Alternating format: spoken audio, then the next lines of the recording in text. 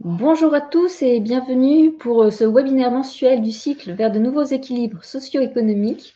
Aujourd'hui, le thème de ce jour, c'est CAP 2030 vers l'ODD 10, investir pour réduire les inégalités entre les territoires. Alors, une introduction pour ceux qui nous rejoignent pour comprendre quel est le contexte de ce webinaire. Qu'est-ce qu'on a appris depuis une décennie, puisque aujourd'hui, on constate que vu les transformations auxquelles on est confronté, la question des modèles socio-économiques et de leur pérennité se pose pour toutes les organisations, qu'elles soient publiques ou privées. En France, cela fait plus de 15 ans que des travaux de recherche empirique se sont réalisés, se sont développés sur la question des modèles socio-économiques et plus particulièrement des modèles d'intérêt général. Et cette connaissance partagée, elle a été qualifiée, illustrée et mesurée dans le cadre de l'étude d'impact de l'ODD 17. Depuis 2020, le Rameau est en partenariat avec la direction jeunesse, éducation populaire, vie associative. Tous les deux copilotent le programme Reconnaissance des modèles socio-économiques d'intérêt général. Et ce programme a 3 objectifs. C'est de partager une culture commune sur la diversité des modèles. C'est de permettre à chacun de se repérer parmi cette diversité, donc de pouvoir se positionner. Et enfin, c'est d'apprendre collectivement à piloter la complexité des trajectoires socio-économiques. Donc c'est un cheminement collectif qui a été capitalisé et donc l'objectif c'est de justement pouvoir partager les connaissances. Alors pour partager ces connaissances, il y a tout un cycle de webinaires mensuels dont l'objectif c'est de pouvoir valoriser la diversité des pratiques collectives qui vont permettre de réussir l'agenda 2030. Aujourd'hui, on en est au 30e webinaire du cycle 2022-2024 et c'est un webinaire que j'anime au titre du réseau des catalyseurs territoriaux. Donc, je suis ravie. Et on mène ce webinaire en partenariat avec nos amis du cluster Jura qui interviendront tout à l'heure.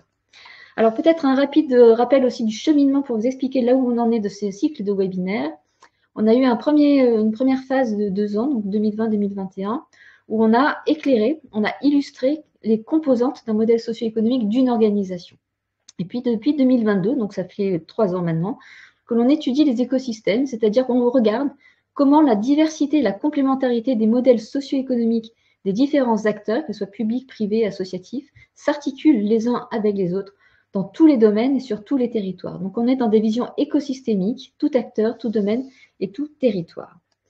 Alors aujourd'hui, ce que l'on vous propose, c'est 3 temps. Le premier, c'est une mise en perspective. On va faire un bilan du cycle de 3 ans 2022-2024 et ce bilan sera co-présenté par la direction jeunesse, éducation populaire, vie associative et le Rameau.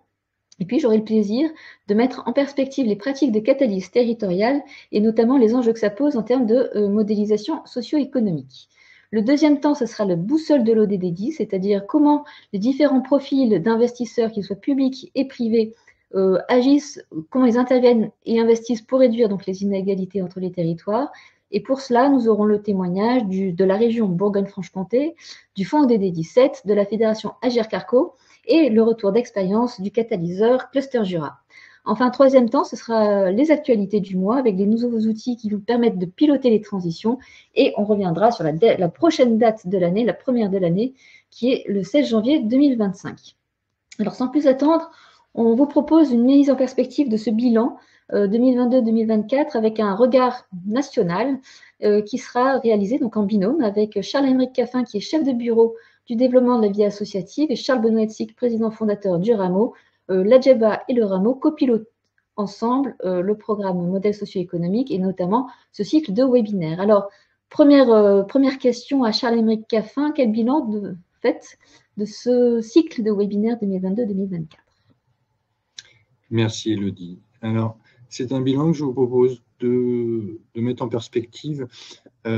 Pourquoi? Parce que vous savez aussi bien que nous, la production et la diffusion des connaissances, elle est portée par une multitude d'acteurs, qu'ils soient privés ou publics. L'État y joue évidemment un rôle, mais pas forcément toujours le plus prépondérant. En tout cas, il essaye d'y jouer un rôle à côté des acteurs associatifs qui sont confrontés, comme le disait Elodie tout à l'heure en introduction, à des évolutions économiques, sociales, environnementales de plus en plus importantes. Cette production et cette diffusion des connaissances, elle est notamment issue d'expérimentations qui viennent du terrain et qui ont un objectif de revenir, de retourner sur le terrain pour que, évidemment, les acteurs qui sont sur le terrain, et on est bien sur l'ODD 10, puissent œuvrer au plus près du terrain en ayant connaissance. En réalité, quand on revient en arrière, on se rend compte qu'il y a 4 principaux enjeux à cette production, à cette diffusion de connaissances. Ces enjeux, ils sont intrinsèques à cette plateforme trajectoire socio-économique. C'est d'abord le renforcement des compétences, en diffusant des savoirs, en permettant aux acteurs de terrain de saisir pleinement des problématiques, des enjeux et des meilleures pratiques dans leur domaine. Ils sont évidemment mieux équipés. Je ne vous l'apprendrai pas, tout le monde peut le comprendre. Mieux équipés pour prendre des décisions éclairées, efficaces, évidemment. Notamment parce que les acteurs associatifs travaillent de plus en plus souvent sur des expertises pointues. Le deuxième enjeu, c'est l'harmonisation des pratiques. C'est un enjeu essentiel de la diffusion des connaissances au sein du secteur associatif. Pourquoi? Parce que chaque association, logiquement, opère avec ses propres méthodes de travail, ses spécificités. Il n'est pas question de remettre ça en cause, au contraire.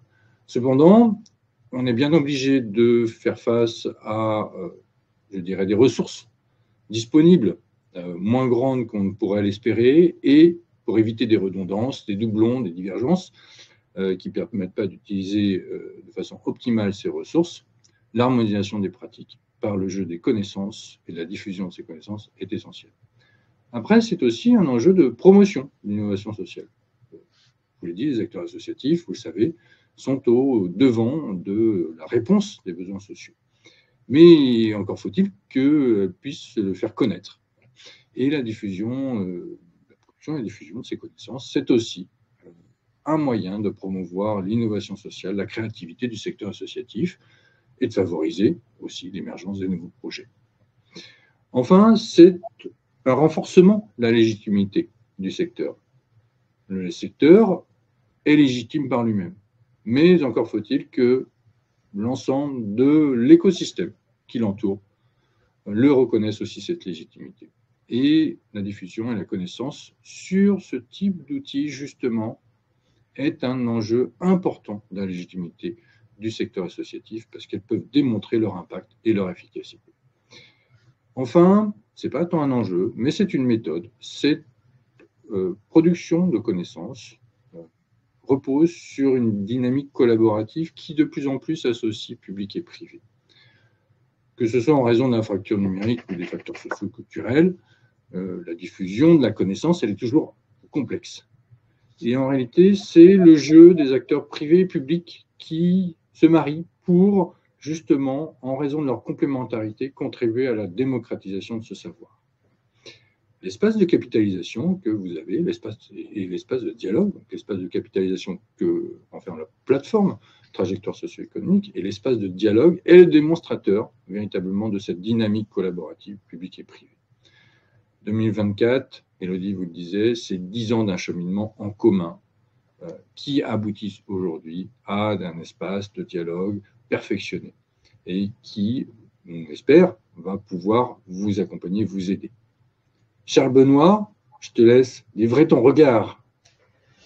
Merci, Chéric. Alors, effectivement, pour illustrer, j'allais presque dire, pour incarner cette dynamique collective, eh bien, finalement, notre cycle 2024 qui vient terminer ce cycle triennal des webinaires vers de nouveaux équilibres socio-économiques l'incarne parfaitement. Pourquoi? Parce que ces 10 webinaires mensuels, plus le dossier Juris Association, je rappelle que tous les ans, depuis 2013, il y a une prise de hauteur, une prise de recul sur ces avancées collectives, sur la spécificité des modèles socio-économiques d'intérêt général. Et cette année, les 10 webinaires mensuels ont pu vraiment incarner 10 profils d'acteurs. On a commencé en janvier par les institutions et on finit en décembre par les investisseurs publics et privés. Les 10 domaines d'action ont été incarnés à travers 10 ODD, de celui de la paix et des institutions efficaces en janvier avec le DD16, jusqu'à comment travailler sur l'inégalité entre les territoires avec le DD10, et puis 5 échelons territoriaux, puisque cette année, le thème réel qui avait été mis en avant par rapport aux 2 années précédentes était la question de l'articulation entre les échelons territoriaux, locaux, départementaux, régionaux, nationaux et internationaux. Et ce qui est très intéressant, c'est de voir que, comme chaque année depuis 2020, on est parti d'un point de départ commun, hein, à la fois le cahier de recherche qui avait été publié par l'Institut pour la recherche de la Caisse des dépôts en décembre 2023, Économie et territoire, et le rapport intermédiaire vers de nouveaux modèles socio-économiques de janvier.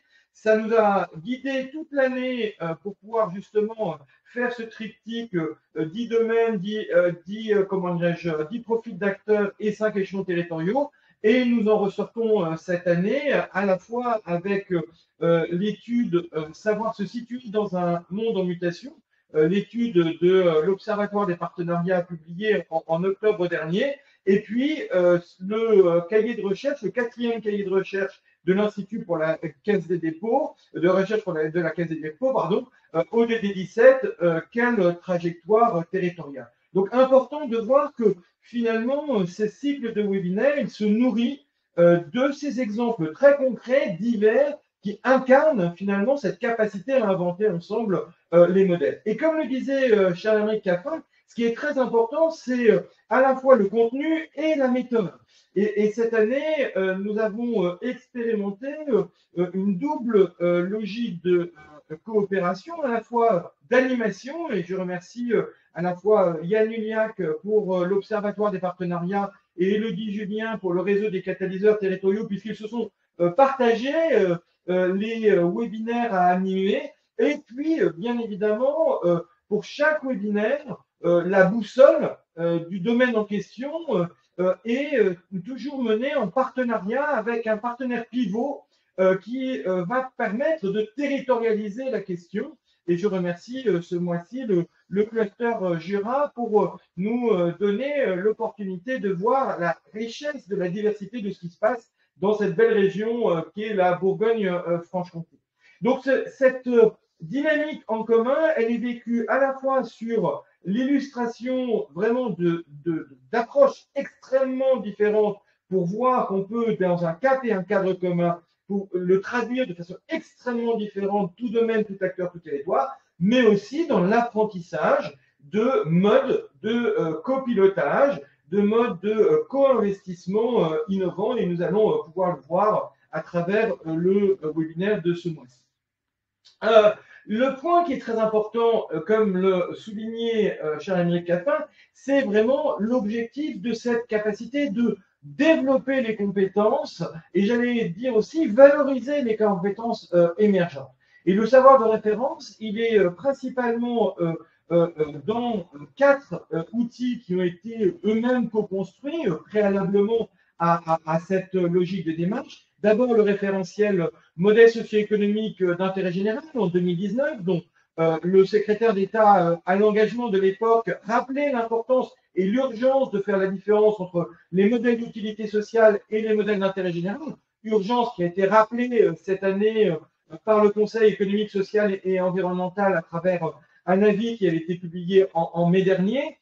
C'est aussi le référentiel et le grille pratique d'IDEAS qui ont été renouvelé en 2019 et qui est très important parce que effectivement il donne des principes et des modalités managériales extrêmement précises pour les acteurs d'intérêt général. C'est le guide coopérer efficacement qui avait été initialement lancé en 2012 entre l'ORS et le Rameau et qui a été renouvelé en 2023 avec notamment une plateforme dédiée. Et puis, c'est cette année lancé au Forum national des associations et des fondations le guide MSE de la DASI qui décortique à travers une diversité de monographies c'est justement modèle socio-économique d'intérêt général. Alors, à partir de ce savoir, nous avons défini 4 cibles extrêmement importantes, celle de la gouvernance des structures acteurs d'intérêt général et aussi, bien évidemment, de leurs partenaires, comme le rappelait Charles-Henri Caffin, celle des référents techniques, des experts, qu'ils soient internes dans une organisation ou qu'ils soient accompagnateurs, et puis celle, bien évidemment, des équipes pour pouvoir comprendre comment les modèles socio-économiques aujourd'hui se reconstruisent, se réidentifient pour pouvoir pérenniser les actions. Et puis, bien évidemment, au centre de ça, le ou les dirigeants qui, opérationnellement parlant, font le lien entre gouvernance, référent technique et équipe. Et dans le cadre des travaux qui ont été menés conjointement, trois besoins ont été clairement qualifiés, qui correspondent à des niveaux de maturité différents et auxquels, bien évidemment, les outils pédagogiques à construire ne peuvent pas être les mêmes. D'abord, bien évidemment, ceux qui souhaitent faire leur premier pas. Et puis, on avait identifié un deuxième besoin extrêmement clair, celui de développer ses compétences, puisqu'on voit bien qu'à un moment donné, comme le rappelait Charles-Henri Caffin, la complexité des modèles tels qu'ils sont en train d'évoluer au niveau des structures d'intérêt général nécessite de développer des compétences. Et cette année, nous avons tenu à rajouter, notamment suite à un programme de recherche 2019-2024 mené par la Fondation des territoires à travers les chefs de projet d'innovation territoriale, comment les collectivités territoriales sont elles-mêmes appelées à transformer leur modèle, à rajouter un troisième besoin, celui de valoriser ces pratiques et notamment les pratiques émergentes. Ce qui fait qu'en 2024, nous avons rajouté 3 nouveaux formats pédagogiques à ceux déjà existants, ce qui fait un total aujourd'hui de 7 formats pédagogiques qui ont été développés sur la plateforme Trajectoire socio-économique. Le premier, c'est celui de module de sensibilisation des gouvernances qui a été mise en ligne en mars de cette année. Le parcours découverte des premiers pas qui lui existe déjà depuis 2021, le MOOC qui a été réalisé avec l'ESSEC sur la spécificité des modèles socio-économiques associatifs qui lui date de 2019. Comme je le disais, un nouveau format pédagogique, et Elodie nous en reparlera dans un instant, celui du parcours expérientiel, c'est-à-dire comment est-ce qu'on fait valoir des pratiques existantes qui ne sont pas forcément dans le scope des gouvernances lorsqu'elles prennent leurs décisions managériales. Et puis, troisième série de formats pédagogiques, les formats pour développer ses compétences, la formation aux fondamentaux qui depuis 2021 a été développée, notamment avec Dalloz et avec l'ADEMA, la formation expert de 32 heures qui, elle, a été développée avec l'Association française des fundraising. Et cette année, nous avons revu complètement le contenu académique qui existait depuis 2013 et notamment qui avait été développé avec l'ESSEC dans le cadre d'un cours au CNAM qui permet de mettre en valeur justement la spécificité et la diversité des modèles socio-économiques. Donc on le voit, cette année était particulièrement riche pour travailler non seulement sur le partage des connaissances, ce à quoi les webinaires mensuels contribuent largement, mais aussi au développement des compétences avec de nouveaux outils et de nouveaux formats pédagogiques pour répondre à l'ampleur des besoins et surtout à des cibles différentes, puisque bien évidemment, les gouvernances, les dirigeants, les référents techniques et les équipes n'ont pas les mêmes besoins, pas les mêmes niveaux de format à pouvoir faire. Alors, par rapport à cela, nous avons bien évidemment un troisième objectif, c'est de valoriser ce travail en commun. Et pour cela, nous avons défini un cheminement en 4 étapes. D'abord, vous avez pu prendre connaissance en janvier dernier du rapport intermédiaire vers de nouveaux modèles socio-économiques. Si vous ne l'avez pas fait, c'est encore temps de le faire, puisque l'objectif était de prendre le recul à 2/3 du chemin vers justement cet regard, tout acteur, tout domaine, tout territoire. Aujourd'hui même, nous valorisons cette approche systémique à travers une note qui est publiée aujourd'hui, décrypter une valeur écosystémique pour rappeler que nous ne pouvons pas, bien évidemment, comprendre les modèles d'intérêt général si nous ne comprenons pas aussi les modèles de l'action publique, les modèles du paritarisme de gestion. Et j'en profite pour remercier très chaleureusement la présence de Frédéric Decherf à nos côtés. Le paritarisme de gestion est souvent un levier et une typicité de modèle socio-économique trop souvent oubliée et souvent pas assez comprise dans ses spécificités. Elle est évidemment extrêmement importante entre l'action publique et l'action des acteurs économiques. Pour valoriser l'action des acteurs économiques, vous trouverez dans cette note le rôle des démarches sectorielles et à travers notamment l'exemple des fédérations, de la Fédération des entreprises de propreté qui a eu l'occasion de venir témoigner cette année dans ces mêmes webinaires pour savoir comment aujourd'hui il est possible d'articuler dans le cadre d'une responsabilité sociétale ancrée et incarnée à la fois la dimension sectorielle et la dimension de l'engagement territorial. Et puis, enfin, bien évidemment, quatrième forme aux côtés de l'action publique, de l'action paritaire, de l'action économique sectorielle, celle de l'économie sociale et solidaire, dont vous retrouverez dans la note l'importance de bien spécifier la différence entre les modèles d'utilité sociale et les modèles d'intérêt général. Cette note de cadrage nous permettra de préparer en 2025 deux éléments essentiels. L'un qui est sur ce rapport final vers de nouveaux modèles socio-économiques, puisque nous l'avions fait un rapport intermédiaire aux 2/3, mais nous publierons au webinaire de février le bilan de ce chemin triennal à travers ce rapport. Et puis, nous avons lancé en octobre dernier avec la Fondation Habitat et Humanisme un cercle de réflexion sur l'économie du bien commun, comment réinventer les modèles d'intérêt général. Et ce travail donnera lieu en octobre prochain à la publication d'un nouveau référentiel sur la valorisation écosystémique. Comment est-ce que cette valorisation, elle n'est pas simplement en reconnaissance de la valeur, mais aussi en monnaie sonnante et trébuchante, puisque bien évidemment, faire alliance demande un investissement. Comment cet investissement reçoit la prime à l'alliance nécessaire pour pouvoir non seulement être développé, mais aussi en reconnaître la valeur partagée.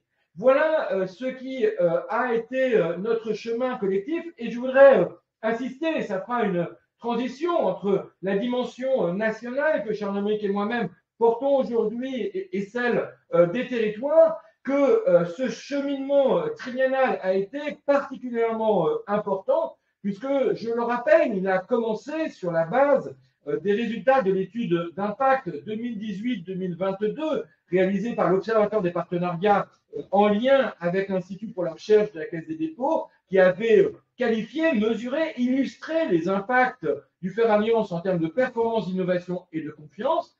Et tout ce cheminement nous a permis de passer finalement de la théorie, du cadre systémique qui avait été posé à l'époque, à une compréhension des trajectoires territoriales et notamment la façon dont aujourd'hui les collectivités territoriales, les associations, les entreprises, les initiatives citoyennes, les acteurs académiques se rassemblent pour construire ensemble une innovation dans un cap et un cadre commun, notamment celui de l'agenda 2030, autour de projets de territoire qui permettent de répondre à l'ampleur des défis auxquels nous sommes confrontés. Et simplement peut-être de rappeler ce qu'avait dit le président de l'ADEME en conclusion du dossier remis au moment du congrès des maires sur l'approche de nos écosystèmes territoriaux. Il n'y aura pas de réussite des transitions sans une territorialisation de ces transitions, puisque bien évidemment, la réalité n'est pas la même selon le territoire, et on peut penser aujourd'hui tout spécifiquement à nos amis de Mayotte, avec lesquels nous sommes en solidarité profonde, parce que oui, la co-construction du bien commun, c'est d'abord une question d'être au plus près des plus fragiles d'entre nous.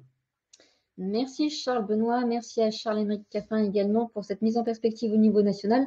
Alors pour faire le lien avec cette capacité d'innovation territoriale et la question des compétences et des pratiques dont parlait Charles-Emerick Caffin tout à l'heure, le réseau a lancé donc une étude sur les pratiques d'ingénierie territoriale et de catalyse territoriale plus particulièrement. Alors pour revenir à l'origine de cette étude, il faut rappeler, comme le disait Charles Benoît, les enseignements du programme chef de projet innovation territoriale qui a été réalisé entre 2019 et 2024 sous l'égide de la Fondation des territoires avec l'AgroParisTech de Clermont, le Rameau évidemment, où on est allé questionner, l'AgroParisTech est allé étudier les pratiques des agents, notamment des collectivités territoriales, et a mis en évidence dans ses travaux à la fois 8 situations professionnelles auxquelles il était confronté et la nécessité de valoriser les pratiques émergentes et donc de distinguer les pratiques qui n'étaient pas encore stabilisées de celles qui étaient stabilisées, qui pouvaient faire l'objet de développement de compétences. Et quand on était face à des pratiques qui n'étaient pas stabilisées, la nécessité justement de pouvoir quand même les valoriser pour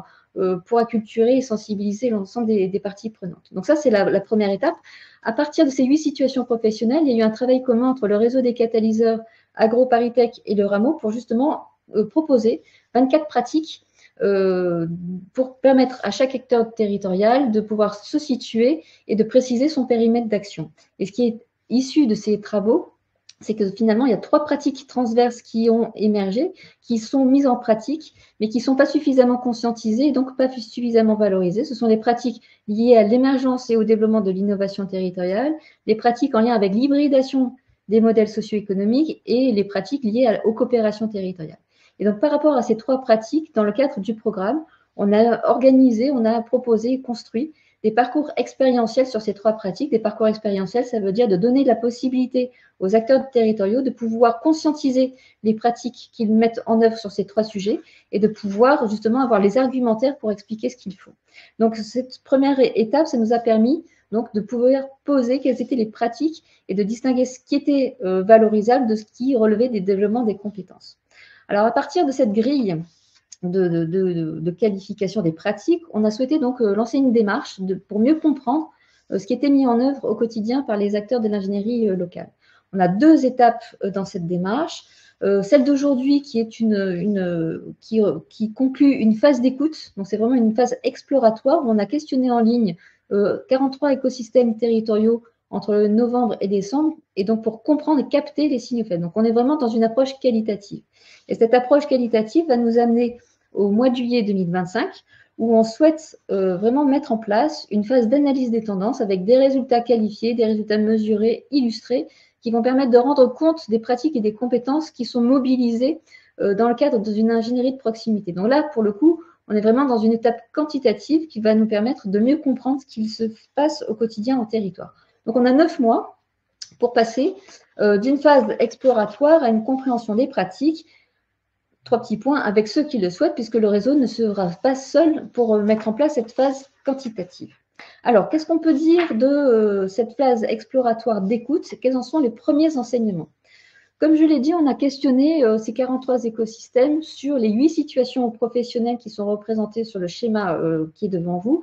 Je rappelle, ces 8 situations professionnelles sont divisées en 3 grands blocs, ceux de gauche en rouge. Un bloc lié aux expertises de gestion et de management de projet, un bloc lié aux relations et interactions et un bloc lié aux stratégies partenariales et de projection. Ce que l'on voit quand on regarde les résultats de façon globale, c'est qu'on est face à des praticiens qui ont répondu, des praticiens de la transversalité qui sont des touche-à-tout. On a une diversité de situations professionnelles qui sont activées, c'est très polyvalent, avec malgré tout un cœur, un axe central qui est ce qu'on a appelé le management de l'action, parce qu'on voit ce qui est entouré en rouge, 89% des situations professionnelles qui sont activées relèvent du pilotage de projet, de la capacité d'écoute de son écosystème, qu'il soit interne ou externe, et également la capacité à créer des liens, que ce soit en interne de son organisation ou avec son écosystème externe. Deuxième apprentissage de ce questionnement, c'est qu'on a identifié 2 pratiques passerelles, c'est-à-dire celles qui permettent de passer d'un bloc à un autre. La première pratique, c'est le pilotage des projets qui permet de passer du bloc management de projet à celui des relations et interactions, puisque quand on pilote un projet, pour le pérenniser, il va bien falloir à un moment donné dialoguer avec son écosystème. Deuxième pratique qui est passerelle, c'est la valorisation des interactions, qui permet de passer du bloc relations et interactions à cette capacité de conduire et de mettre en perspective une stratégie partenariale au niveau du territoire, parce que si on ne peut pas valoriser ce que produisent les interactions, c'est compliqué de pouvoir se projeter et de définir une stratégie partenariale pour son territoire. Donc, des situations professionnelles qui sont très diverses et polyvalentes, et donc des praticiens touche à tout. Deuxième enseignement, on est allé regarder plus en détail les différentes pratiques d'ingénierie territoriale. On en a mis quelques-unes à l'écran, mais évidemment, il y a toutes les autres, les 24 autres. Et en fait, en regardant ces pratiques dans le détail, on comprend pourquoi les répondants sont des touche-à-tout de la transversalité. D'abord parce qu'en fait, on s'aperçoit que ce sont des répondants qui ont une expérience forte, une expérience de terrain. Une expérience de terrain qui a fait progressivement émerger des pratiques qui leur permettent aujourd'hui de consolider leur poste, de consolider leur organisation et d'une certaine façon de contribuer aux capacités du territoire. À titre d'illustration, on a des profils experts à la fois sur la recherche de financement pour son propre ingénierie, pour ses projets, sur l'écoute de son écosystème au sein de son organisation et avec l'externe. Cette capacité à créer des liens aussi, on a des profils experts, notamment en interne, et puis des profils expérimentés sur la valorisation des compétences, j'en reviendrai plus en détail tout à l'heure, et sur une capacité à se projeter et à définir une stratégie territoriale.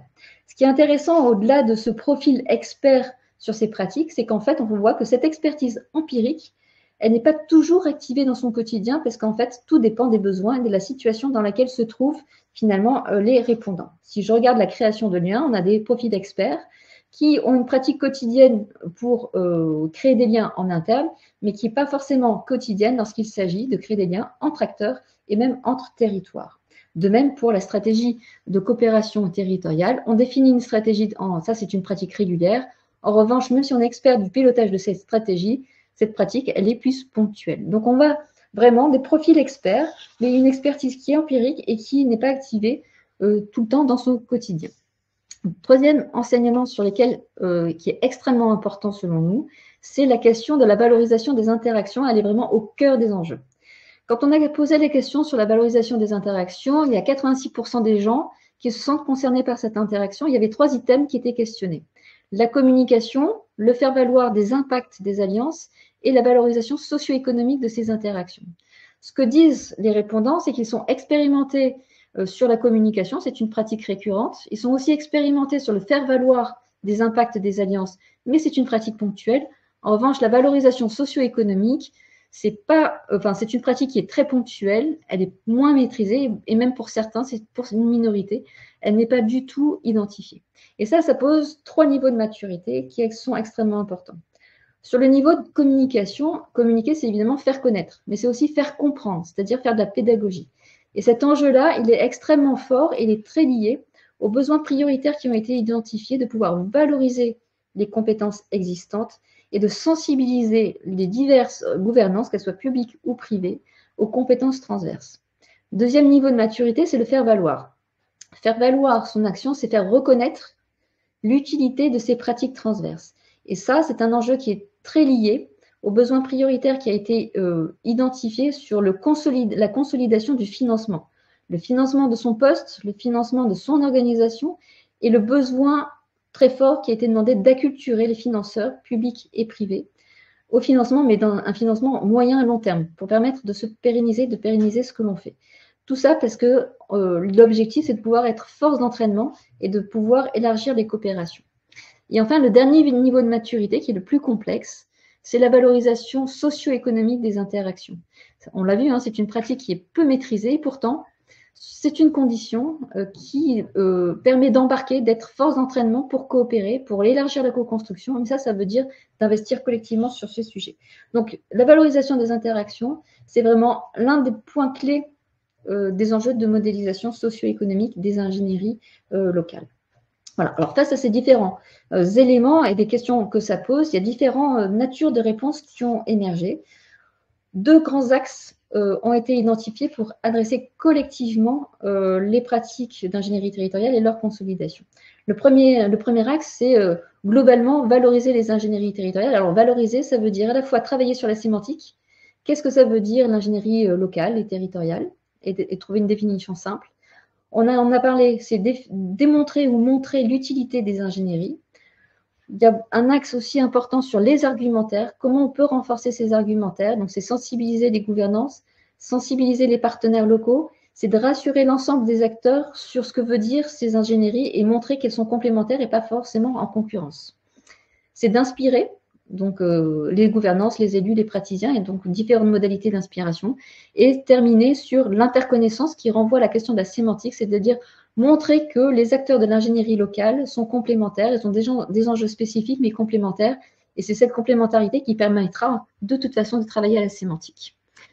Deuxième axe à travailler collectivement, c'est de renforcer, d'outiller les modèles socio-économiques des ingénieries territoriales avec 2 démarches complémentaires et qui s'articulent.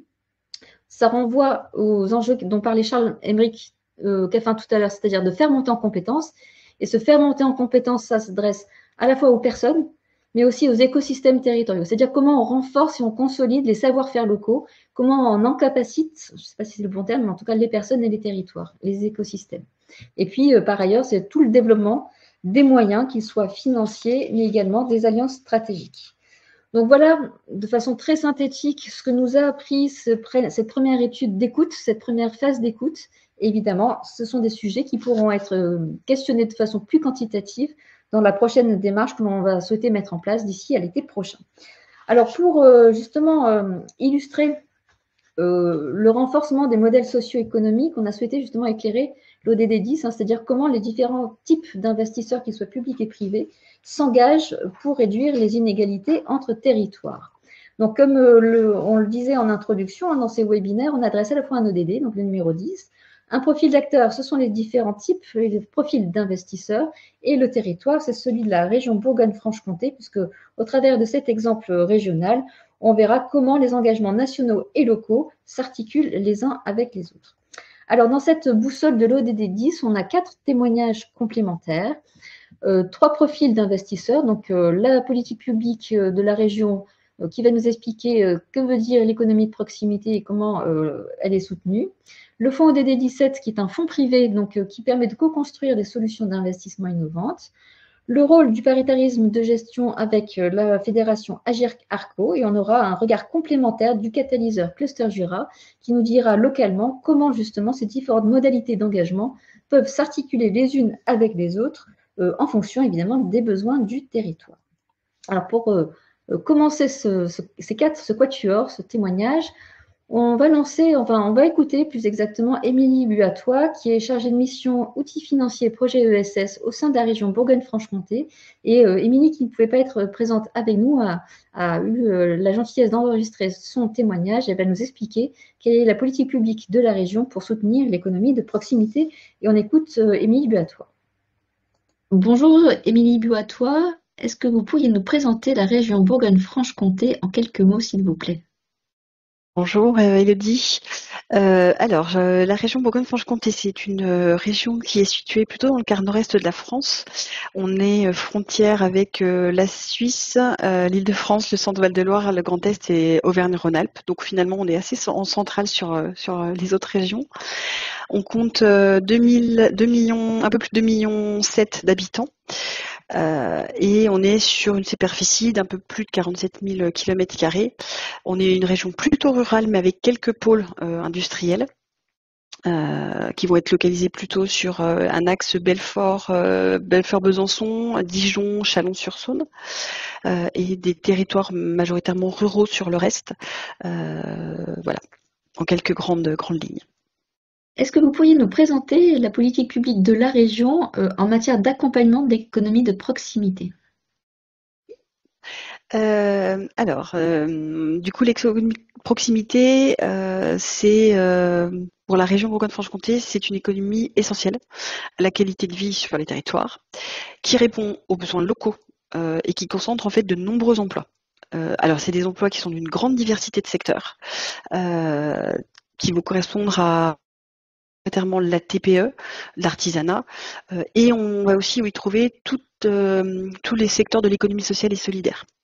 Tout ce qui fait vivre finalement un territoire en lien avec les grands pôles industriels, par exemple, ou les grandes thématiques telles que l'agriculture. Donc voilà, on y intègre un petit peu tout ça.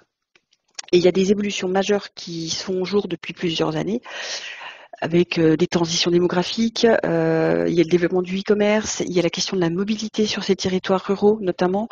On a des pôles aussi très descendants ou très fluctuants avec les navetteurs par exemple.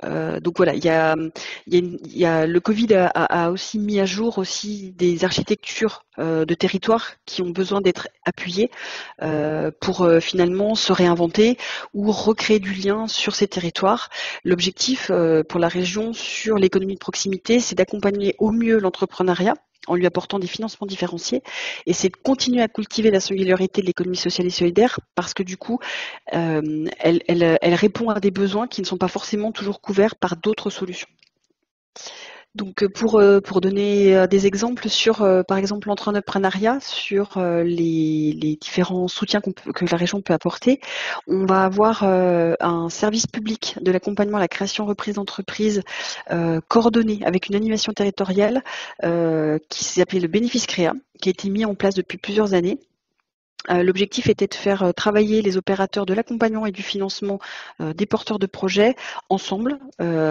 Et on a choisi effectivement un système de SIEG pour avoir un écosystème dense, territorialement présent, sans que les acteurs se sentent mis en concurrence, mais justement travaillent ensemble. On a des avances remboursables aussi qui viennent compléter la palette pour les avances pour les TPE sur de la création reprise, mais aussi de la croissance. Voilà, ça permet aussi de développer des appuis financiers nécessaires au démarrage des structures ou dans leur plan de développement. Et puis sur l'économie sociale et solidaire, on va retrouver les outils de France Active, puisque c'est l'opérateur financier en fait qui soutient l'économie sociale et solidaire, dont on abonde les fonds. Donc ça, c'est important, en complémentarité avec la Banque des Territoires. Et on a des dispositifs qui vont venir en complément du soutien aux investissements de l'ESS pour les structures qui créent une nouvelle activité ou qui développent leur activité. Par exemple, une structure d'insertion qui va travailler sur du recyclage, qui a besoin de développer une nouvelle ligne de tri, par exemple, serait éligible. Et puis, on a travaillé avec des opérateurs qui étaient sur le terrain, dans les territoires, qui avaient identifié des besoins d'accompagnement des territoires, pas les porteurs de projets là, mais des territoires qui souhaitaient redévelopper des activités économiques sur leur territoire et qui manquaient d'ingénierie. Et en fait, depuis la fusion des régions, on accompagne un dispositif qui s'appelle le générateur Bourgogne-Franche-Comté et qui est composé de 6 opérateurs qui maillent le territoire, qui les accompagnent en fait à révéler leur potentiel et les accompagnent jusqu'à la création d'un projet, d'un ou plusieurs projets. Merci, ça fait une très bonne transition pour ma dernière question. Comment la région soutient-elle l'ingénierie territoriale ? Alors, l'ingénierie territoriale, il y a plusieurs dispositifs. On a tous les dispositifs qui existent au niveau de l'aménagement du territoire sur lesquels je ne vais pas revenir et qui sont en lien souvent avec la Banque des Territoires, Petite Ville de demain, Cœur de village. On a eu un dispositif qui s'appelait Village du futur. Donc voilà, on a des ingénieries qui ont été lancées de manière assez conséquente sur les territoires et qui sont des dynamiques qui sont parfois ponctuelles. Et en complément, il y avait ce besoin aussi de faire mailler cet accompagnement des territoires avec le développement économique. Comment on fait, on concerte et on articule les deux. Et le générateur, en fait, c'est un dispositif qui permet d'avoir un tiers neutre qui va accompagner un EPCI. Donc on est sur des EPCI, normalement des Comcom plutôt, ou ça peut être des com d'agglo, plus de 10 000 habitants. On a fait quelques expérimentations sur des plus petits territoires, mais ça reste plutôt anecdotique.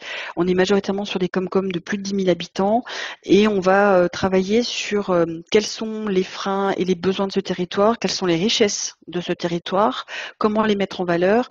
On recrée des dynamiques locales avec des concertations des habitants, des entreprises, des institutions du territoire. On les met autour de la table pour savoir qu'est-ce qu'on pourrait faire. Qu'est-ce qu'il est possible de travailler ensemble? Et après, il y a des groupes projets qui vont se mettre en place. L'idée, c'est qu'il y a un projet à vocation économique qui sorte de ces accompagnements. On est sur des accompagnements plutôt longs, puisqu'on est sur, en moyenne, 3 ans d'accompagnement, avec un engagement de la collectivité dans cette démarche-là, puisque du coup, la région finance, aux côtés de l'ADEME, le dispositif du générateur, elle finance le temps d'accompagnement, mais demande à l'EPCI une petite part, une sorte d'investissement donc en temps agent et un investissement financier moindre, mais un investissement à s'engager dans une démarche à long terme. Et ensuite, on va avoir des projets qui peuvent émerger sur des dispositifs plus classiques, parce qu'après ils reviennent en fait finalement dans le champ des actions classiques accompagnées par la région, par l'État, dans le cadre d'appels à projets. Dans le cadre du générateur, donc c'est 6 opérateurs. On a France Active Franche-Comté qui est le coordinateur de la dynamique. On a le pôle d'économie solidaire qui va être sur la Côte d'Or. On a la Fédération des foyers ruraux qui est sur Lyon. On a Active qui va être sur la Saône-et-Loire. Et sur la partie franc-comtoise, on a France Active Franche-Comté qui est sur plutôt le Doubs, le territoire de Belfort et la Haute-Saône. Et puis sur le Jura, on va avoir le cluster Jura. Alors qui a un format particulier puisque c'est la seule SIC de ce groupement, puisque c'est un groupement informel de plusieurs associations et d'une SIC. Ce qui est intéressant avec le cluster Jura, c'est que c'est une structure qui a été reconnue pôle territorial de coopération économique il y a quelques années et qui, dans son ADN, travaille sur de la recherche et du développement. C'est notre labo, c'est notre labo territorial. Dans le cadre du générateur, chaque opérateur apporte sa méthodologie, apporte son savoir-faire. Par exemple, Active a une très très grande compétence sur l'aide alimentaire. Autour des épiceries solidaires, par exemple, le cluster, ça va être la dynamique de recherche et de développement sur l'entrepreneuriat coopératif de territoire, les dynamiques, qu'est-ce qu'il faut faire en termes de freins pour lever les freins, qu'est-ce qu'il faut faire pour aboutir à une concertation plus rapide du public sur ces territoires. Et ils mènent depuis plusieurs années une étude sur les bonnes conditions, sur l'entrepreneuriat coopératif de territoire, qui alimente finalement l'ensemble de la méthodologie du générateur et que chaque opérateur peut se réapproprier pour accompagner les territoires sur la zone qui lui est dédiée. Eh bien, merci Émilie. Merci beaucoup Elodie. Donc, ce qui est très intéressant alors le cluster Jura, Lucie en parlera tout à l'heure, mais ce qui est très intéressant dans le témoignage de la région, c'est finalement l'importance qui est accordée aux acteurs intermédiaires, c'est-à-dire ceux qui développent des savoir-faire d'accompagnement pour contribuer aux dynamiques socio-économiques du territoire. Et ils font un focus assez fort sur la diversité des porteurs de l'ingénierie locale. Et donc, ça m'amène sur cette diversité des acteurs de l'ingénierie territoriale, ça m'amène au fonds DD17, qui est un fonds d'ingénierie, justement, de financement de l'ingénierie, de soutien à l'ingénierie locale, donc qui est copiloté par le rameau, la Fondation GRDF, et qui incarne le modèle d'investisseur sociétal qui a été modélisé par le rameau en 2015. Charles Benoît, est-ce que vous pourriez nous le présenter ? Avec plaisir, et je dois dire que être situé entre le conseil régional et la fédération Agirc-Arrco n'est pas un petit plaisir pour moi parce que justement, lorsque nous avons créé ce fonds au DD17 au moment de la mission ministérielle pour accélérer les alliances entre associations, entreprises et collectivités, c'était justement pour pouvoir montrer et finalement incarner comment la diversité des engagements pouvait finalement répondre à ces fameux projets de territoire que j'évoquais tout à l'heure.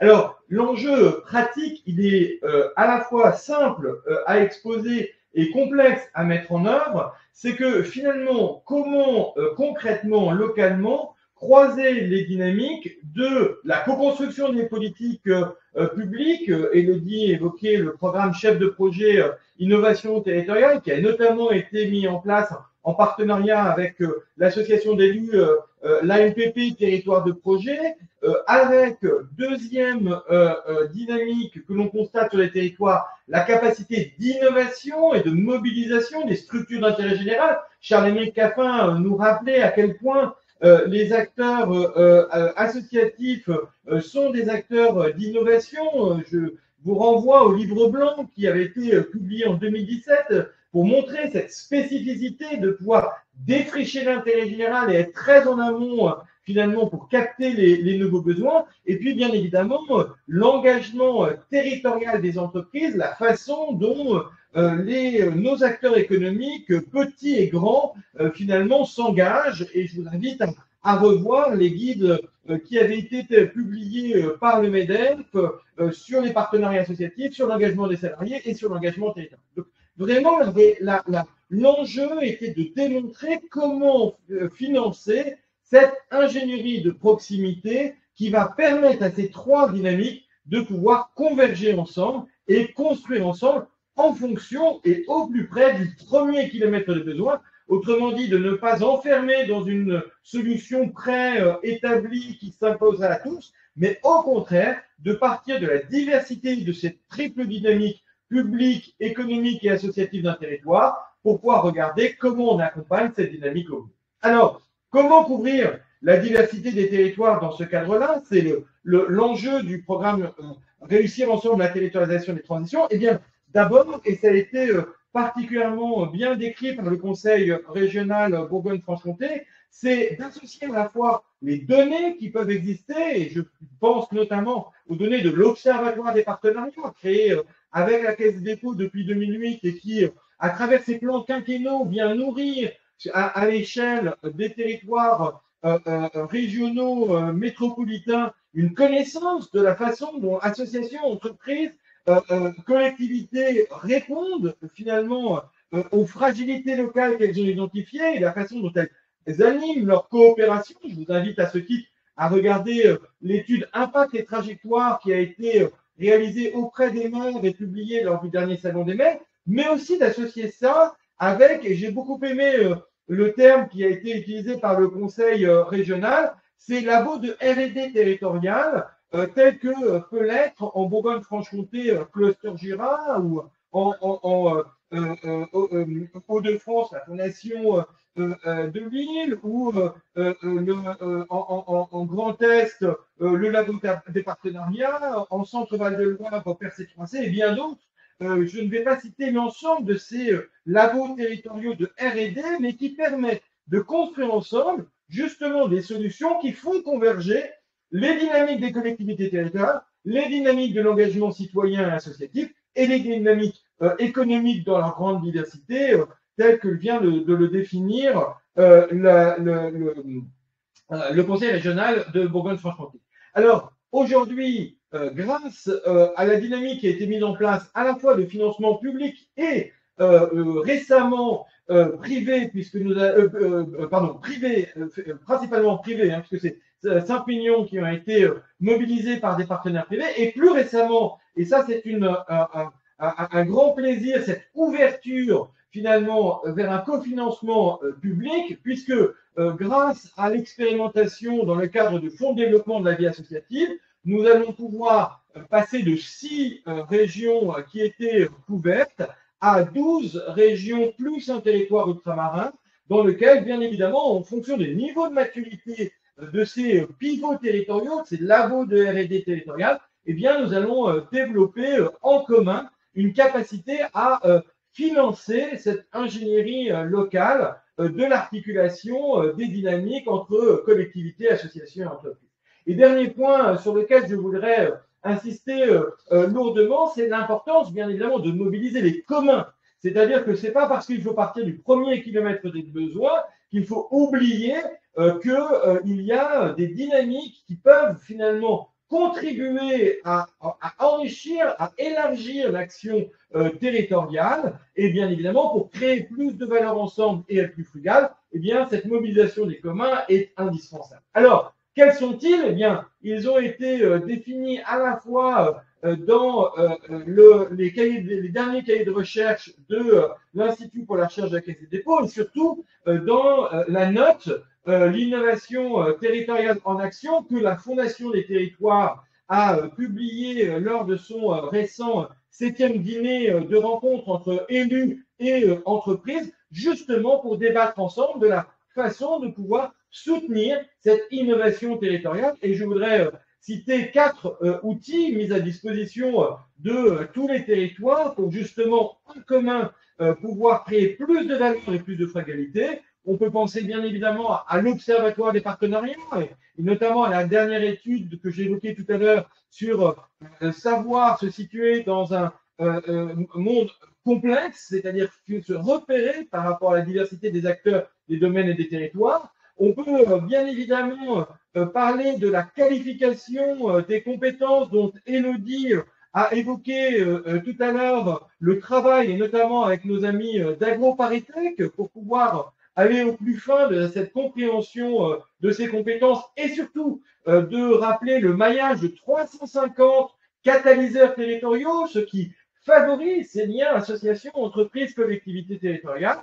On peut citer bien évidemment les plateformes d'accompagnement et de capitalisation numérique. Je tiens à souligner la plateforme Piloter l'innovation sociétale, valoriser et développer ses compétences, puisque tous les mois, un nouveau module méthodologique est mis en place et que ce mois-ci, aujourd'hui même, est mis en place le module définir sa stratégie dans une logique prospective et partenariale. Et bien évidemment, la démarche impact et trajectoire s'inspire très largement de ce que nous sommes en train de dire. Et puis, je finirai par ce côté déterminant d'investir en commun, et j'insiste bien sur la notion d'investissement en commun, d'investir dans cet intérêt général de proximité.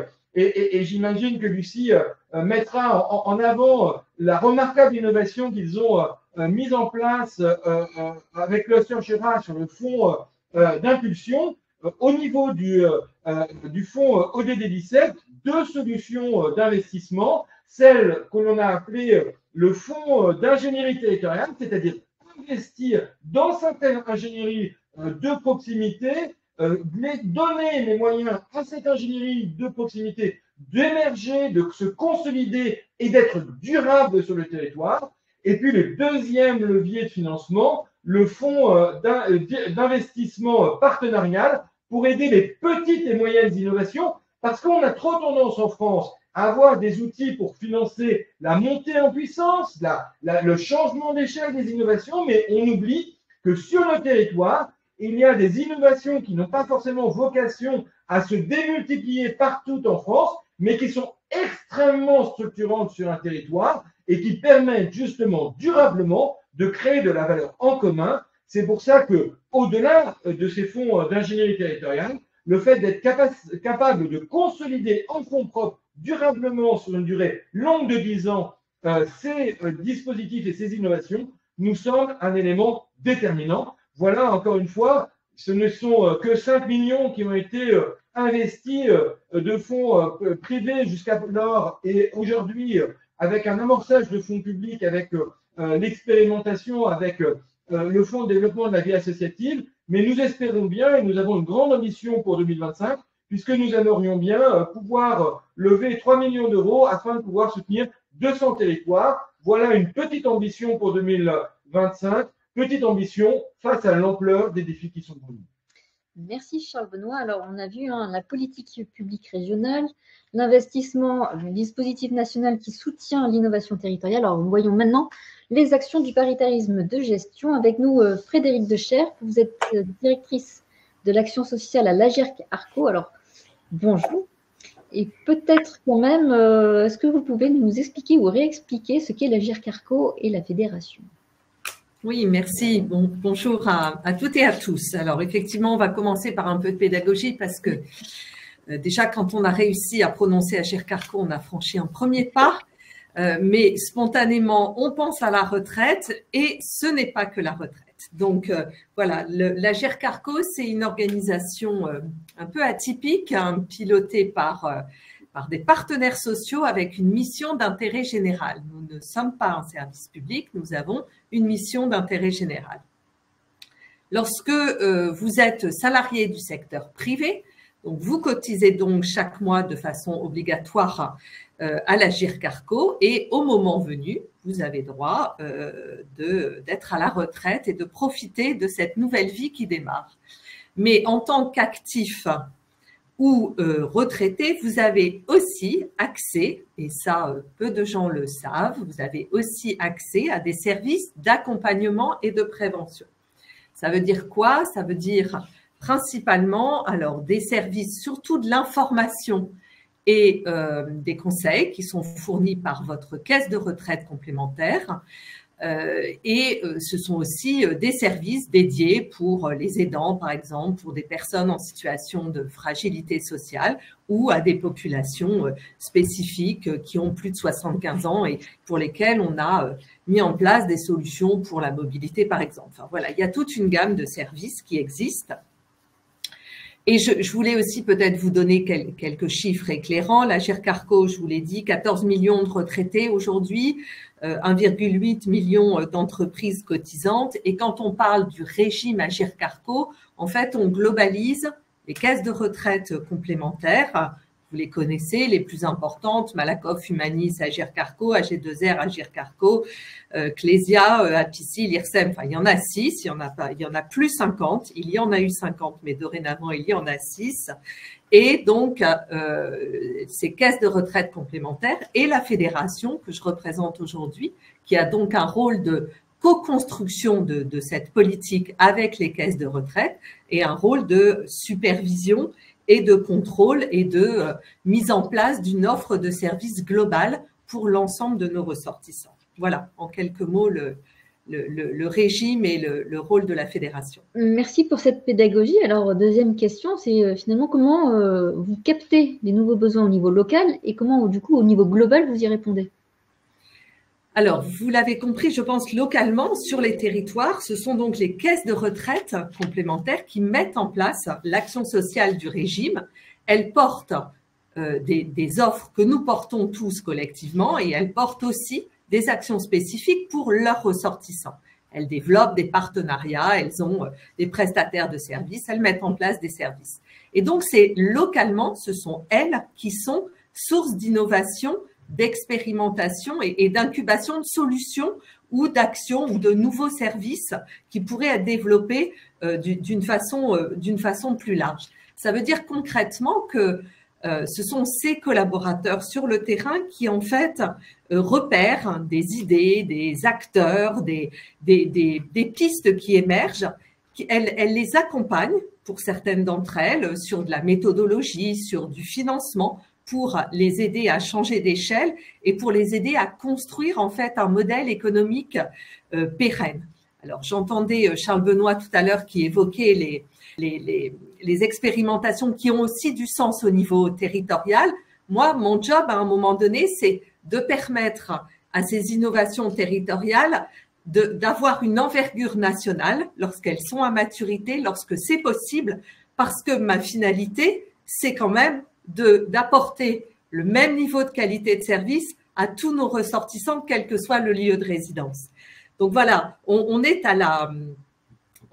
observe à la loupe vraiment toutes les expérimentations, tous les tests, toutes les mesures d'impact aussi qui sont menées sur les territoires pour repérer les expériences qui arrivent à maturité et qui peuvent du coup monter au niveau national et être proposées en termes de services d'action à l'ensemble des ressortissants du régime. Donc, on passe le projet au niveau national et ça devient un service dédié national. Ça passe d'un service pour des ressortissants d'une caisse AG2R ou Malakoff Humanis à un service pour l'ensemble des ressortissants du régime et accessible pour tous. Donc voilà, on est vraiment dans cette logique-là. Je peux juste vous l'illustrer avec un petit exemple concret. On a eu un service digital qui a été créé, imaginé il y a quelques années par Clésia, donc une de nos caisses, et qui avait pour vocation de mettre à disposition de l'information et des services à destination du couple aidant aidé. Alors, très centré personnes âgées aujourd'hui, parce que c'est quand même un peu le cœur de notre activité. Et au fil du temps, on s'est rendu compte, en lien avec la CNSA, que ça avait du sens qu'il n'y ait qu'un seul portail personnes âgées et personnes handicapées. Donc, on s'est dit, voilà, ce service qui s'appelle Ma Boussole Aidant, à un moment donné, on l'a fait changer de dimension pour avoir cette vocation plus nationale. Et l'intervenante précédente parlait du modèle ESKIC. Voilà, à un moment, on s'est dit, mais c'est un service d'intérêt général. Certes, on le finance, mais il a vocation à être mis à disposition de l'ensemble des acteurs et on l'a positionné avec un certain nombre de parties prenantes pour qu'il devienne un vrai service d'intérêt général disponible pour chacun d'entre nous. Donc voilà, un premier exemple et rapidement, peut-être un second sur le service civique Solidarité Senior. Pareil, une caisse de retraite au départ, Malakoff Humanis, Agirc Arrco, qui met en place et développe un service civique, donc des jeunes en service civique qui vont accompagner des personnes âgées ou en établissement ou à domicile avec une logique de visite hebdomadaire pendant 7-8 mois. On regarde ce que ça produit pour les personnes, pour les professionnels. Est-ce que c'est acceptable? Enfin voilà. Donc on prend le temps nécessaire. Pendant 2 ans, ils le gèrent pour leurs propres ressortissants. Et à un moment donné, on s'est dit, mais on est vraiment dans à la fois de la préservation de l'autonomie, ce qui est notre finalité première pour les personnes âgées, et également de la lutte contre l'isolement. Donc, on cochait au travers de ce programme un certain nombre de dimensions fondamentales et on s'est dit, voilà, on va le démultiplier, le faire changer d'échelle. On va le porter au niveau national, collectivement, toutes les IRC ensemble, et on a démultiplié et on a aujourd'hui plus de 110 000 bénéficiaires, dont 40 000 à domicile. C'était pas gagné parce qu'on savait pas bien comment on allait pouvoir entrer à domicile avec ce programme. Et on a aujourd'hui des mesures d'impact très probantes sur vraiment toutes les parties prenantes. Donc voilà les deux exemples que je voulais vous donner. Merci beaucoup. Et dernière question, on retourne au niveau très local. Comment les actions qui sont mises en place s'articulent-elles au niveau local ? Alors, je pense qu'on touche là le défi de nos prochaines années d'activité, parce que vous avez raison, il y a une multiplicité quand même d'actions et d'offres de services qui se positionnent à peu près, enfin, sur des périmètres équivalents, on va dire, et on se doit, en tant que régime Agir Carco, avec cette mission d'intérêt général, de se positionner de façon complémentaire, c'est-à-dire d'éviter de se substituer ou de faire la même chose qu'une offre publique ou que des dispositifs légaux. Voilà. Donc déjà, il faut qu'on soit extrêmement vigilant sur le positionnement de notre offre. Par ailleurs, cette logique d'ouverture et de travail ensemble, elle a vraiment du sens pour nous. Et il y a 2 ans, on s'est dit, il faut absolument qu'on rejoigne les régimes de base, que sont l'assurance retraite, la MSA et la CNRACL, pour rentrer dans une logique d'interrégime. Alors, il y a un interrégime côté retraite, et du coup, on est rentré dans ce patrimoine commun d'interrégime sur le volet action sociale, donc accompagnement et prévention. L'idée, c'est vraiment d'être plus forts tous ensemble pour proposer des ateliers de prévention, des actions collectives de prévention et démultiplier notre impact. Aujourd'hui, cet interrégime sur les territoires et les chiffres qu'on collecte au niveau national, c'est quand même 180 000 retraités chaque année concernés. On a plus de 20 000 actions. Donc, c'est évident que quand on fait les choses ensemble, quand on se coordonne, ça a quand même beaucoup plus de sens. Donc, voilà, on est sur ce champ du bien vieillir. On intervient dans le cadre de l'interrégime et on positionne de ce fait les actions et les services du régime en complémentarité à ce que fait cet interrégime, parce que chacun d'entre nous, l'assurance retraite, enfin la CNAB, la MSA, comme l'Agir Carco, déploie des services en marque propre. Donc, on se doit d'être complémentaires et de bien articuler. On le fait avec les CARSAT sur les territoires, on le fait avec les MSA, mais on a vraiment un gros enjeu d'articulation. Très honnêtement, il y a de la place pour tout le monde, compte tenu de l'avancée en âge de notre population. Enfin, on sait bien que on a de la place à condition de bien regarder ce que font les autres et d'intervenir réellement sur là où on a de la valeur ajoutée. Donc voilà, on est vraiment dans cette logique-là aujourd'hui et je le répète, c'est un vrai défi de ces 2-3 prochaines années. Merci beaucoup Frédéric. Donc des enjeux d'articulation entre acteurs, mais aussi entre échelons territoriaux, national, local, national, voire régional. Et donc, ça m'amène à ma dernière intervenante, qui est Lucie Coulon. Lucie Coulon, qui est directrice du Cluster Jura. Et Lucie, donc le Cluster Jura est un catalyseur qui est un petit peu présenté déjà par Émilie Buatois de la région. Mais peut-être, Lucie, est-ce que vous pourriez compléter la présentation du Cluster Jura ? Oui, bien sûr. Donc, Cluster Jura, nous sommes effectivement un catalyseur territorial situé dans le Jura en Bourgogne-Franche-Comté. On a 10 ans d'existence et on est en fait un pôle territorial de coopération économique. C'est vraiment né d'une initiative et d'une alliance d'acteurs plutôt privés au départ de notre territoire, de groupes d'insertion par l'activité économique, d'un acteur bancaire et d'entreprises PME du territoire de mutualiser ensemble une ingénierie territoriale dans le but de faire émerger des nouvelles activités sur le territoire et donc de développer le territoire du Jura. Comme Émilie Buatois l'a précisé, nous sommes effectivement un des 6 opérateurs du dispositif Générateur Bourgogne-Franche-Comté. On partage effectivement un cadre commun d'action et de méthodologie d'émergence de projets en partant vraiment des besoins, des ressources, des richesses d'un territoire qui ne sont pas forcément encore valorisées. Et c'est par le travail coopératif qui est fait de mise en lien d'acteurs qu'on va les accompagner à créer des activités économiques, sociales, environnementales dans nos territoires. Pour la présentation de Cluster Jura, c'est tout pour l'instant. Merci Lucie. Alors le cluster a développé, développe plein de choses, mais notamment 2 actions principales pour accompagner les territoires en 2024. Est-ce que vous pouvez nous les présenter? Oui, bien sûr. Alors, on a développé en 2024 d'abord la dynamique Startup de territoire, qui est vraiment une des actions phares qu'on a pu mener dans le passé et qu'on a remis en marche cette année. En fait, Startup de territoire, ça consiste, comme je vous le disais, à aller à la rencontre des habitants d'un territoire, aller faire remonter les envies, les rêves, les besoins des habitants, des associations, des acteurs économiques du territoire, et de réfléchir ensemble le temps d'une soirée à des solutions aux défis qui ont été rencontrés, puis ensuite d'accompagner les groupes projets à concrétiser ces projets. Ce qui est important dans une démarche startup de territoire, c'est qu'on vient d'abord créer on appelle ça une équipe cœur, mais c'est vraiment un endroit où on va rassembler des acteurs privés, de la société civile, des acteurs publics dans un même endroit, et on va co-construire toute la démarche, et on crée un espace en fait de dialogue territorial et de compréhension du territoire, de ses besoins ensemble.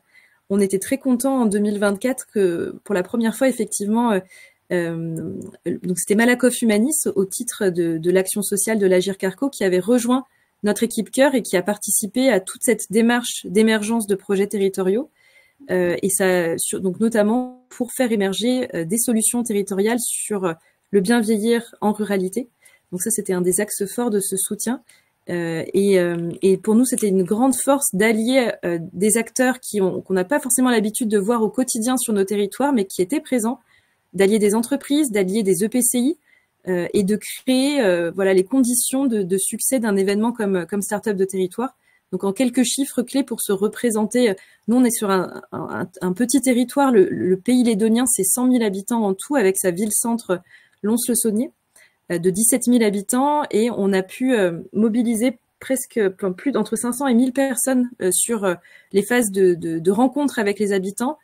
On a pu récupérer à peu près 145 idées pour le territoire. L'équipe cœur a choisi 15 défis qu'elle a soumis le temps d'une soirée rassemblant 250 personnes. Et puis, on a 7 projets qui sont en train d'être accompagnés par des collectifs d'acteurs dans ce qu'on appelle un parcours qui vient vraiment à la fois accompagner individuellement chaque collectif projet, mais aussi de créer du lien entre ces porteurs de projets, de créer une émulation dans un dispositif un peu de type comme un incubateur, et donc d'accompagner pendant 9 mois les projets à se concrétiser. Voilà un exemple de ce qu'on fait. Donc le premier exemple.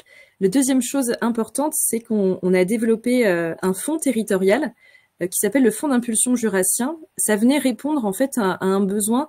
Je vous parlais de ces projets qui émergent collectivement. À des moments, les modèles socio-économiques de ces projets ne sont pas des modèles socio-économiques tout trouvés. Il y a pas mal d'incertitudes et il faut aller en fait expérimenter, faire une preuve de concept sur le terrain pour se rendre compte de la réalité du modèle socio-économique qu'on a imaginé ensemble. Et donc le fonds d'impulsion vient vraiment répondre à ça, c'est-à-dire il vient financer des expérimentations sur notre territoire. Et sa particularité, c'est qu'il est abondé par du mécénat d'acteurs privés, d'entreprises du territoire ou de fondations plus importantes, plus nationales. Et donc c'est un fonds qui est créé depuis 2 ans. Et là, aujourd'hui, ce qu'on essaye vraiment de faire, c'est de lier l'ensemble des dispositifs qu'on propose. C'est-à-dire que Startup de territoire, c'est vraiment la phase d'émergence, de mise en branle et en impulsion du territoire. Et on va pouvoir mobiliser le fonds d'impulsion pour à peu près 3 projets qui seront expérimentés courant 2025. Merci Lucie. Alors, quels seraient les enseignements à partager de cette année 2025, ou en tout cas les premières actions du Fonds d'impulsion notamment? Oui, eh bien, si je devais résumer nos actions, je pense, enfin, ce qu'on en apprend vraiment, c'est l'importance de ce dialogue entre acteurs privés, acteurs publics et société civile pour avoir à la fois une compréhension commune des besoins d'un territoire et un vocabulaire commun aussi de ce que c'est quand on parle d'innovation sociale, qu'est-ce que ça veut dire, comment on la finance, de comprendre ce qu'est un modèle économique hybride. Ça, c'est pas gagné pour tous les acteurs qui se retrouvent autour de la table et donc vraiment créer ces espaces de dialogue, c'est assez clé. Donc ça, c'est un de nos plus grands enseignements, de les créer, de les nourrir et de prendre le temps de construire cette compréhension commune de ce que nous, on appelle, Émilie l'a dit tout à l'heure, l'entrepreneuriat coopératif de territoire. Et ça, c'est pour nous, effectivement, un des rôles de Cluster Jura, de créer et d'animer ces espaces de dialogue. Le deuxième enseignement qu'on a pu avoir, c'est que on pense qu'aujourd'hui, Cluster Jura agit comme un pivot qui est vraiment en capacité d'allier accompagnement et financement et d'aller chercher et mobiliser les différents dispositifs et de les proposer au territoire et aux projets qui arrivent à la bonne étape de vie et d'allier vraiment cette capacité à être en très local, mais aussi d'aller mobiliser des ressources nationales. Et donc ça, c'est vraiment un des rôles, je pense, qu'on doit jouer sur et qu'on joue et qu'on comprend de plus en plus aussi en tant que catalyseur territorial. Et puis, je dirais encore un dernier apprentissage qui est important, c'est que le fonds d'impulsion jurassien qu'on a développé, c'est vraiment un outil du PTCE qui doit venir vraiment soutenir le développement du PTCE et notamment les projets qu'on souhaite soutenir dans le fonds. C'est des projets dont on a accompagné en fait toute l'émergence et qu'on connaît, dans lequel on est dans un dialogue de confiance. Et plus qu'un outil ouvert à tout venant sur le territoire, mais vraiment un outil qui nourrit le PTCE avec probablement un phénomène de réciprocité de ces projets soutenus doivent participer aussi à la vie de ce PTCE et pour faire grandir notre écosystème. Ça, c'est aussi un des grands apprentissages qu'on a pu faire cette année. Et en préparant, vous parliez également des différents métiers, je crois, des enjeux. Enfin, c'est vrai, il y avait aussi cette question du métier. Merci Élodie. Effectivement, on a aussi pu mieux comprendre quel est le métier de Cluster Jura sur son territoire et on a aujourd'hui un peu segmenté en deux métiers qui fait écho à ce qu'on a vu un peu plus tôt dans la présentation, mais il y a vraiment un métier d'animation territoriale à destination des habitants, des citoyens du territoire ou à destination des entreprises. Donc proposer des cadres pour dialoguer, pour détecter des opportunités, des besoins.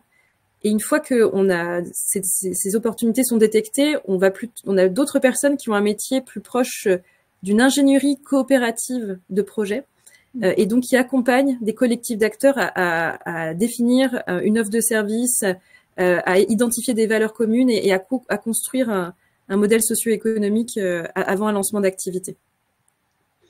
Merci Lucie. Alors, il y a une question de Lorenzo Favia. Je ne sais pas si ça s'adresse à Lucie particulièrement. Dans une démarche organique territoriale, êtes-vous intéressé à des dynamiques comme l'accompagnement proposé par Racine? Donc, je ne sais pas si l'un de vous connaît. Moi, je ne connais pas Racine. Il y a un lien qui est mis, je propose que il soit transmis à l'ensemble de nos intervenants, on aura l'occasion de... Alors, ce n'était pas complètement prévu, mais on a un tout petit peu de temps. Est-ce que chacun de vous pouvez me dire un peu le mot, l'enjeu l'enjeu comme ça qui vous vient après ces différents échanges, les questions que ça pose en termes de métier, compétences pratiques ou en termes d'articulation des différents profils d'acteurs et des territoires pour justement investir contre les inégalités en territoire. Quel serait le mot comme ça qui vous viendrait, qui serait peut-être l'enjeu de 2025 à adresser? Le premier qui a une idée Bien sûr, avec Charles-Henrique. Hein. Ah bah bien sûr, oui. Non, mais je dis tout le monde. Donc, il y a Charles-Henrique, il y a Frédéric, il y a Lucie, il y a vous. Est-ce qu'il y a comme ça un point qui vous paraît extrêmement important à mettre comme ça en commun pour se dire 2025, ça serait bien qu'on s'y attelle? Ah, Charles-Henrique, oui.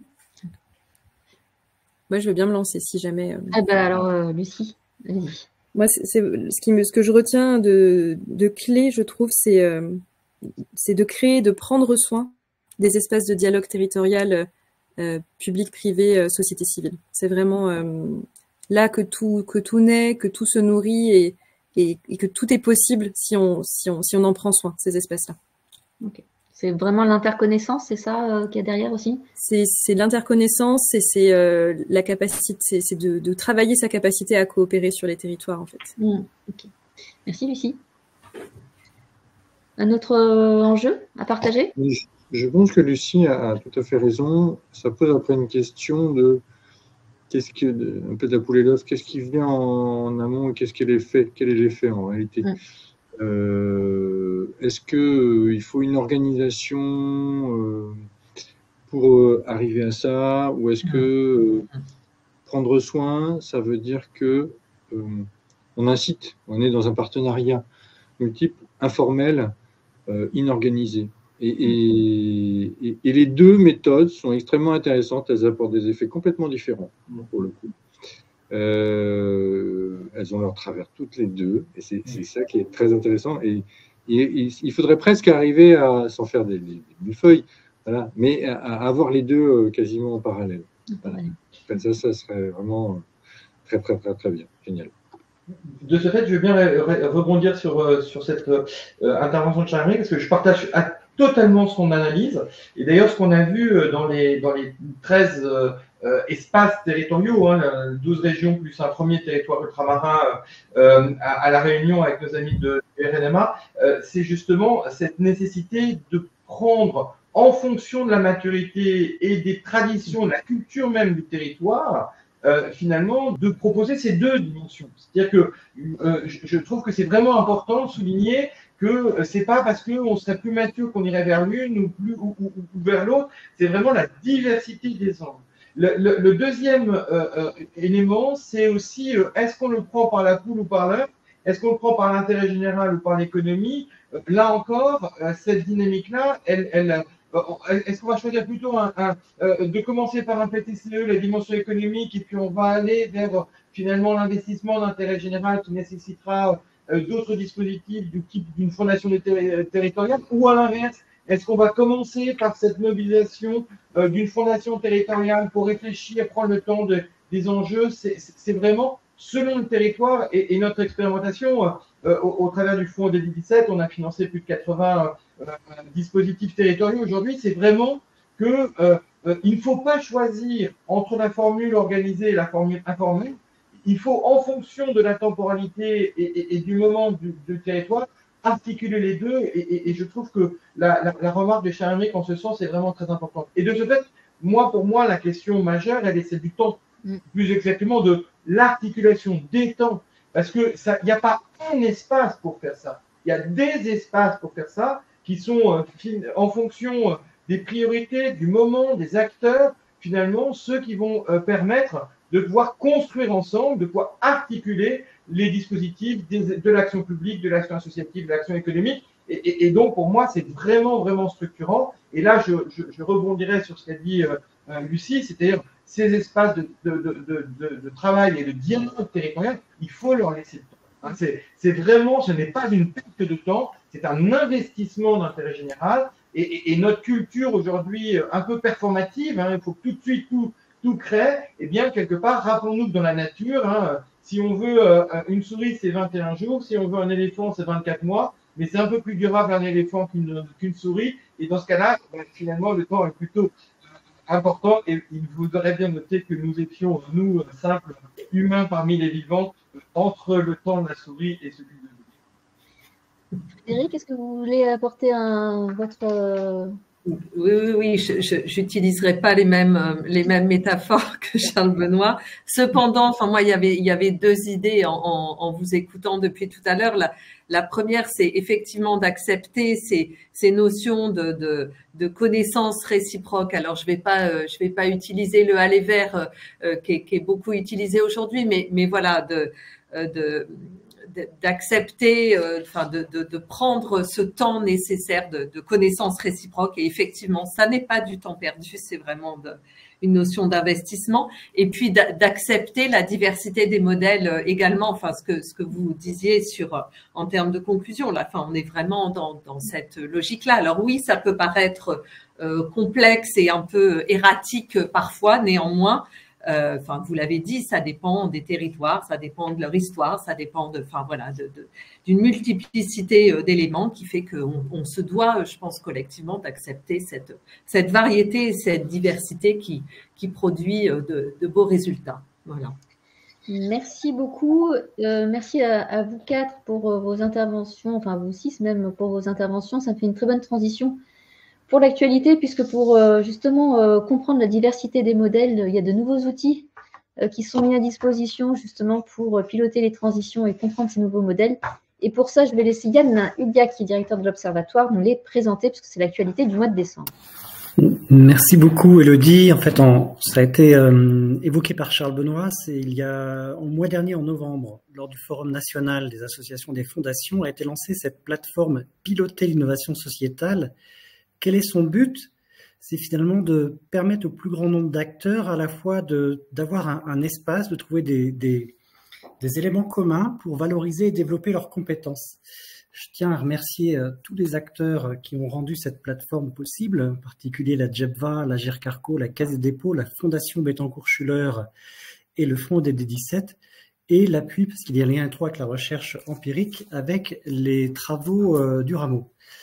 Charles Benoît l'a évoqué, donc le principe, c'est que de novembre à mai, vous pouvez vous connecter et accéder chaque mois à un nouveau module. Après avoir découvert la connaissance de l'écosystème, vous pouvez, dès cet après-midi, avoir des éléments pour mieux comprendre comment définir votre stratégie, avec notamment un petit test en ligne. Merci beaucoup à Amélie pour le partage des liens, vous pouvez retrouver. Comme ça, vous pouvez directement passer à l'action. Un petit test en ligne au sujet des trajectoires qui pourraient correspondre le mieux à vos projets. Un élément complémentaire d'actualité, c'est finalement de revisiter tout ce mois de décembre des jeudis de l'ODD 17, qui ont notamment, au-delà de ce webinaire, commencé par la monographie de Voisin Malin, extrait du guide pratique de l'ADASI sur les modèles socio-économiques d'intérêt général, poursuivi ensuite par l'interview de Frédéric Decherf, qui nous avait posé une très belle pédagogie de l'action sociale et de la vocation de la Fédération Agirc-Arrco. Et demain, vous pourrez poursuivre, pour les plus curieux, si vous souhaitez en savoir plus, notamment sur la note évoquée par Charles Benoît, savoir qualifier sa performance écosystémique, je vous invite à vous connecter à 9 h au webinaire de la Base Impact Alliance, puisqu'il le commentera. Dans le cadre de l'interview, il commentera directement cette note. Voici les éléments que je peux partager. Élodie, je te laisse reprendre la main. Merci Yann. Eh bien, nous terminons ce webinaire pour vous dire rendez-vous à l'année prochaine.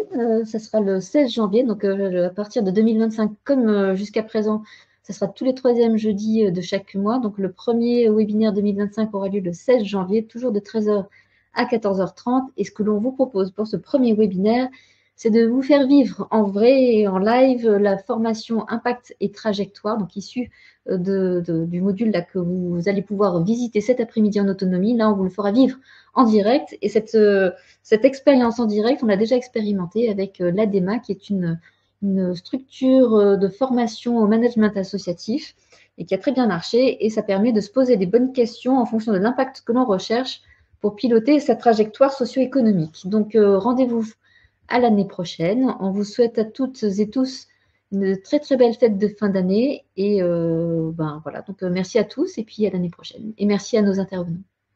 Merci, très belle année à chacun. Merci. Merci à vous. Merci. Merci. Merci, très bel après-midi et bonne fête de fin d'année.